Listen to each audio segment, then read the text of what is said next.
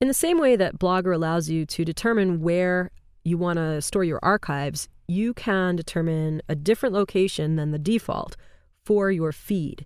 I personally prefer leaving my feed exactly where it is, which by default is in my blog directory, Magnificent Molly. But if for some reason you wanted to put it in a separate, let's say, feed directory, you could do so by adding the path here. So for example, I'd type in public_HTML, then my root directory for my blog, and then I create a directory called feed.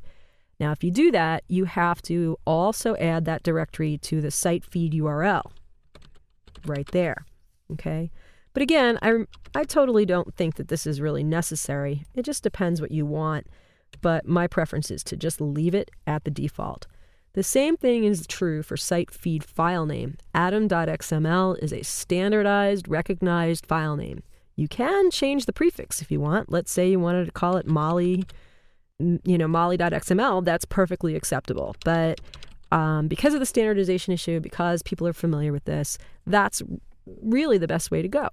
Now, if you look at this URL at the bottom here, this is the URL that people will be putting into their newsreaders in order to get your site feed.